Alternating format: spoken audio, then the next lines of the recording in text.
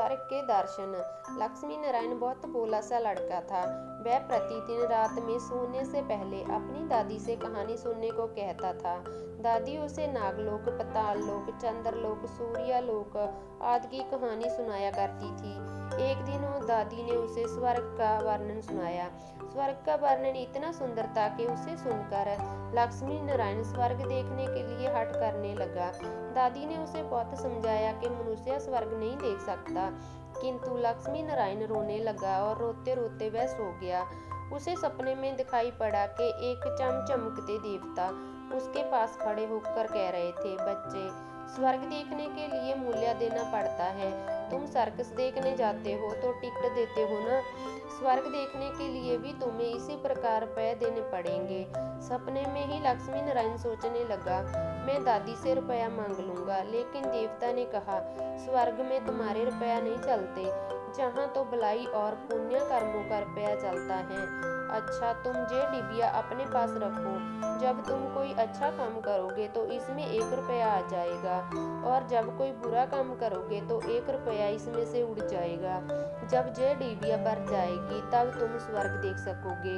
जब लक्ष्मी नारायण की नींद टूटी तो उसने अपने सिरहाने सचमुच एक डिबिया देखी। डिबिया लेकर वह बड़ा प्रसन्न हुआ। उस दिन दादी ने उसे 1 पैसा दिया।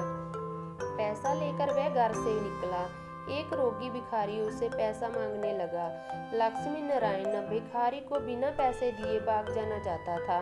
इतने में उसने अपने अध्यापक को सामने से आते हुए देखा। उसके अध्यापक उदार लड़कों की बहुत प्रशंसा किया करते थे। उन्हें देखकर लक्ष्मी नारायण ने भिखारी को पैसा दे दिया। अध्यापक ने उसकी पीठ ठोकी और प्रशंसा की। घर लौटकर लक्ष्मी नारायण ने वह डिबिया खोली, किंतु वह खाली पड़ी थी। इस बात से लक्ष्मी नारायण को बहुत दुख हुआ। वह रोते रोते सो गया। सपने में उसे वही देवता फिर से दिखाई पड़े और बोले, तुमने अध्यापक से प्रशंसा पाने के लिए पैसा दिया था, सो प्रशंसा मिल गई, अब रोते क्यों हो? किसी लाभ की आशा से जो अच्छा काम किया जाता है वह तो व्यापार है ना, वह पुण्य थोड़ी है। दूसरे दिन लक्ष्मी नारायण को उसकी दादी ने 2 अन्य पैसे दिए। पैसे लेकर उसने बाजार जाकर 2 संतरे खरीदे।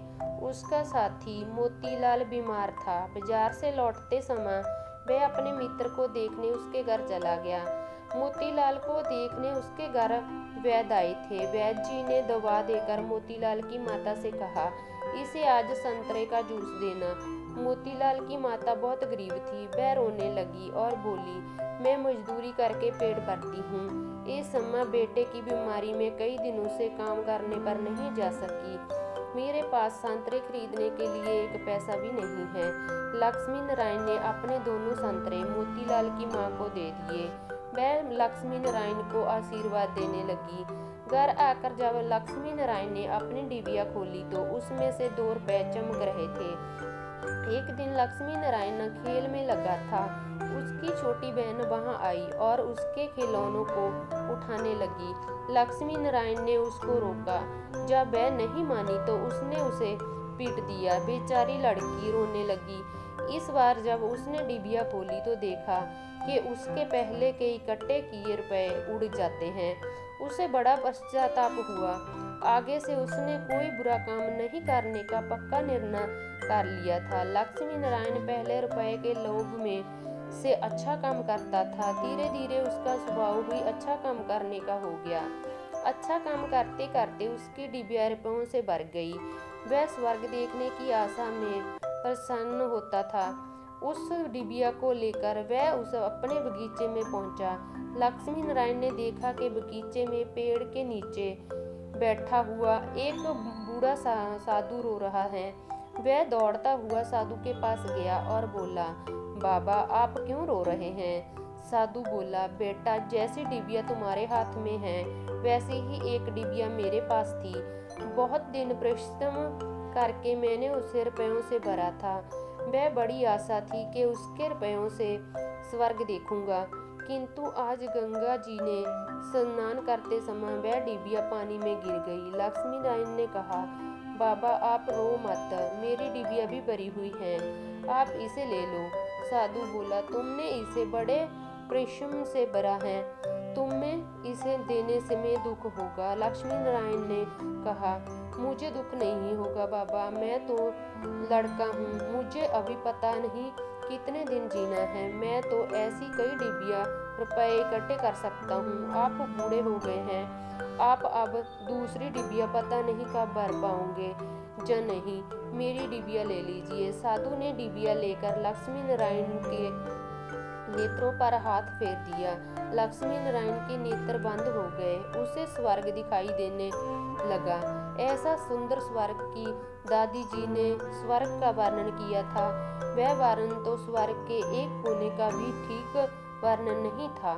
जब लक्ष्मी नारायण ने नेत्र खोले तो साधु के बदले सपन में दिखाई पड़ने वाला वही देवता उसके सामने प्रक्षत खड़ा था। देवता ने कहा, बेटा, जो लोग अच्छे काम करते हैं स्वर्ग उनका घर बन जाता है। तुम इसी प्रकार जीवन में भलाई करते रहोगे तो अंत में स्वर्ग में पहुंच जाओगे। देवता इतना कहकर वही अदृश्य हो गया। मनुष्य जैसे काम करता है वैसा उसका स्वभाव हो जाता है। जो बुरा काम करता है उसका स्वभाव बुरा हो जाता है। उसे फिर बुरा काम करने में ही आनंद आता है। जो अच्छा काम करता है उसका स्वभाव भी अच्छा हो जाता है। उसे बुरा काम करने की बात भी बहुत बुरी लगती है। कहानी कैसी लगी मुझे कमेंट में ज़रूर बताएं। धन्यवाद।